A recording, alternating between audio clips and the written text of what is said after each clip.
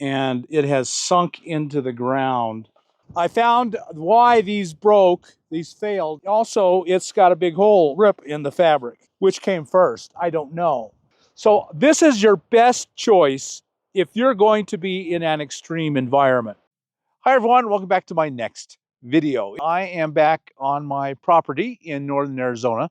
And when I last left you with talking about tents, it was October of 2023, and I left these 4 tents standing here. Well, as you can see, there are now only 2 tents standing here because 2 fell over the winter. Now, was a really tough test. And the winters here can be pretty extreme. It doesn't get extremely cold, but there is a fair amount of snow, and it's usually a really heavy, wet snow. So if you get 4, 5, 6 inches of a heavy, wet snow, which is fairly routine here, uh, that is a lot to ask from any tent. So if you're there, you just go out and you knock it off. You don't give it a thought. We get a lot of wind here. This is a very, very windy area. Even before we left, I was watching these things being beat by the wind, and I was concerned for them. So all that to say that these 2 tents have fallen, and I guess I am not too disappointed. Had I been here to taking care of them, knock the snow off, tighten everything down when it needed it, I think they'd have been fine. But the idea of putting it up over the winter and going away was just more than I could ask from them. On the other hand, the 2 bell tents stood up just fine. All the extreme wind has broken a couple of the guy lines. They look like they're sagging, and that's why a couple of the guy lines have broken. A few of the stakes have pulled up, not many, but a few. And so it just, the extreme weather of the last 7 or 8 months was just too much for them to come through perfectly, but they're still standing. I think some of them have been up at least for 9 months. And so that's a long time with this heavy sun that we get up in northern Arizona and the heavy, heavy winds that we get here too. That's really too much to ask for any tent. So 7 months ago, when I shot that last review before we left, and I said that I thought the 2 Springbar tents were night and day more comfortable, but that I thought the bell tents would stand through the weather better than the Springbars. And I think that is now true. The shape of the bells hits less surface, one single pull, lots of guy lines. They're harder to set up because of that. Lots of guy lines that just held it against the wind. So I think that has stood the test of time and proven true under extreme weather conditions and negligence. The bell tents are going to stand up better than the Springbar is. Well, let's go over and take a look at them now, and we'll see how they fared. So this is the 10-foot Whiteduck bell tent, and it has stood up really remarkably well. There are a couple of things you'll notice that this has fallen. So this elastic, part of the guy line broke, but because it just couldn't handle the flapping and the constant wind.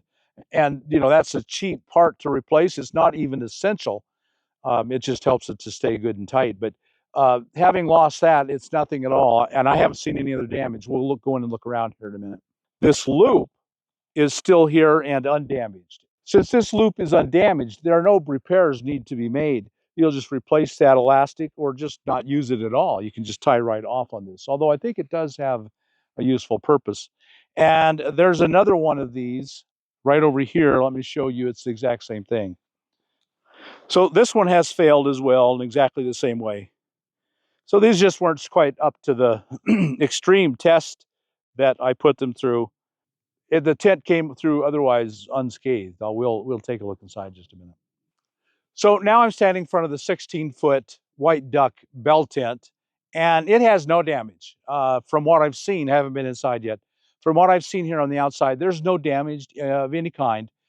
They do a really good thing. They give you good quality stakes, and we use the good quality stakes on the outside guidelines, but they give you cheap, crappy ones to put around the perimeter. Well, most of the cheap, crappy ones pulled out, so you're going to want to throw those away. I thought that being on the ground, they weren't really going to be under any pressure, but you can see that it's kind of pulled away here pulled back, and that's just because those stakes pulled out. I put in new stakes, and it's going to be as good as the day I left it. Just retighten it, put in those new stakes, and it's going to be golden. So it has stood up perfectly to an extreme, and I do really think it was an extreme test. Just to walk away and leave it for 7 months over winter with heavy wet snow and constant pounding wind. This gets these get my highest grade for durability. I do see some, on all of the tents, I see some fading from the sun. We get a lot of sun up here as well, and because we're at fairly high elevation, the sun is pretty intense. So there has been some fading. You just can't avoid that. There's nothing to be done. That's all canvas tents are gonna fade and bleach a little bit. And so far, it's exactly my prediction. The two bell tents withstood this quite well, and both of the spring bars fell. The thing I noticed before we left, and they were really getting beaten up by wind, was that there are no guy lines from above down at all anywhere. And that just let it move like this constantly and be flapped around. And I think that it loosened the joints and they just popped out. Now, if I were here and made sure I just double checked all the joints, made especially these two coming out and this two coming on this side and this pushed down, had I kept all the joints good and tight, I'm sure they would have stayed. But no question asked, the bell tents are better for bad weather. The spring bars are far better for comfort. So that's still the same conclusion. So the big tent, the 16-footer, is all set up. It's not bent or damaged in any way. It withstood the pressure, but it's moved over. And it has sunk into the ground so that we can't move it. I tightened down all the outside stakes, and so it's a lot of pressure on it. What I'll have to do is loosen all the outside stakes, pull it up out of the ground, and slide it over. So as it loosened the tie downs on this side, it allowed the whole thing to push over. And it's very, very muddy here. A lot of rain, a lot of snow. So I think the pole has gone down into the ground. I didn't leave a piece of wood underneath it. That was my mistake. With the piece of wood underneath it so that it couldn't sink, I think this would not have happened. But even this is ugly, but it's perfectly usable. The tent is fine. We had mice. I was concerned about mice. This looks to be a mouse hole. It chewed its way in. And then we have a rip over here. And I think it could have been mice. I don't know. But it also could have just been stress. And again, I don't know. And the mice seem to love this thing. Now, this is all mice droppings. You don't want to see that. And the stove is here and goes up. And it was out and down. And I can't remember if I left it that way or not. But there is damage here. And so this is really the only serious damage. And I think I can cover that with duct tape, I hope. And then just give it a really good covering with duct tape, and it will patch that. But we'll see. It's a windy day, as you can see. I found why these failed, the spring bars. This one, this piece broke off. It couldn't handle the tension. I think this is probably where it went in, and the constant beating, and the metal actually broke off. And so, what can I say? But also, it's got a big rip in the fabric. So, which came first? I don't know. But they're both here. Having laid on the ground with rain and snow, now it's got mildew all over it. This could be repaired. If I sent this back to Springbar, that's the great thing about Springbar, is they would repair this and send it back. I believe it's even under warranty. I don't think it would even cost me anything. But the whole thing is got mildew and mold, and I'm considering this negligence. I'm not considering this a failure of the tent. In fact, I was just emailing a guy who living not all that far from here, I'd say within 50 miles, and he's been living in his all winter, just like this has been up, it's been up, but he hasn't had any problems with it. This was just too extreme to expect this to survive. It just couldn't.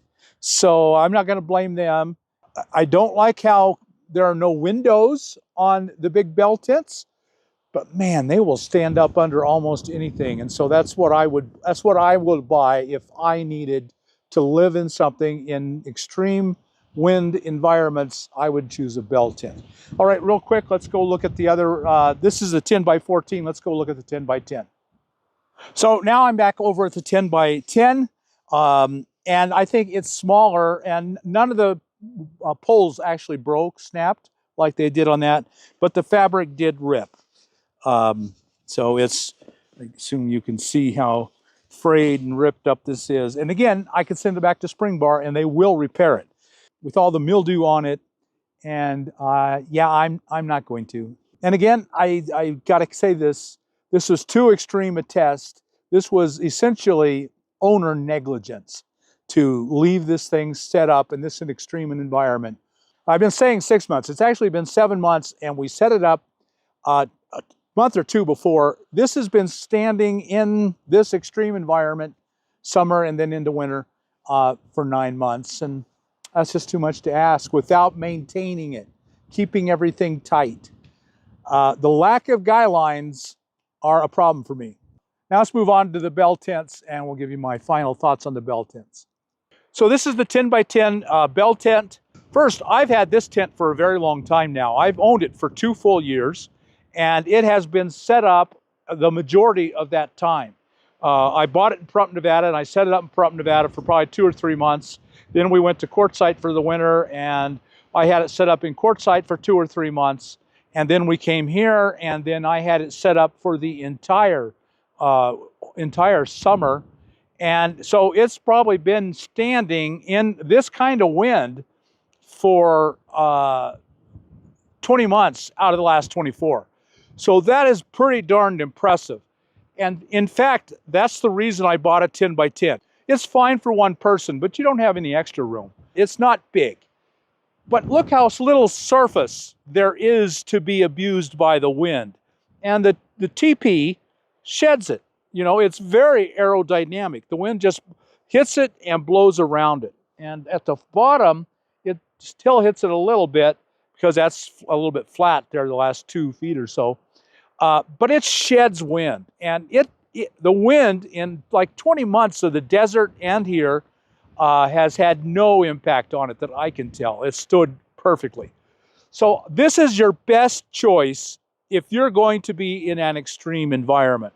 Now, I've been saying it's 10 foot by 10 foot. Because it's mostly round, the front is flat, but mostly round, you lose the corners is basically the bottom line. So you don't get the square feet out of this tent that you would out of the 10 foot by 10 foot square Springbar. That's why it's so much less comfortable. It's smaller inside, and the 10 by 10 Springbar was very comfortable, huge windows, but it fell down and broke. What am I going to say? And this has not. So I think this is the way to go if you want to deal with extreme environments and you're just not going to get the comfort. I do think the 13-footer would do well.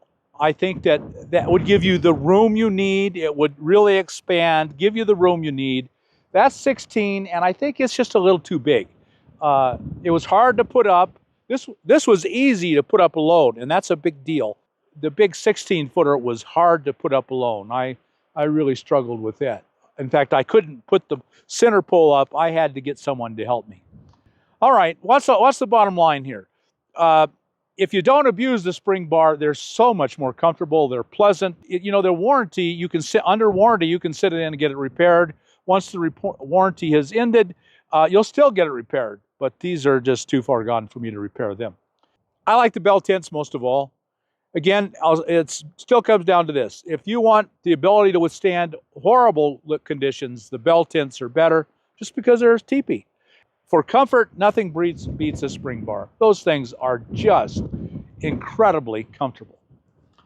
Okay, so that's how I view the tents. I hope that helps you with understanding some of the things, your choices. The big reason I recommend the 10 by 10, if you're a single person, if you're a family, it's not big enough. The main reason is it takes up so much less room in your car. If you're living in a car, you buy this and add this, you got a huge amount of comfort with your car. You get the economy of the car, you get the reliability of the car, and with this you get a lot of comfort. So that's the bottom line. The Bell tents hold up better. The Springbars or any other wall tent are far more comfortable. So that's just a decision you have to make. Okay, I hope you got something out of this video. If you did, like us on YouTube, subscribe to the channel, hit that thumbs up button, and we'll talk to you later. Bye now.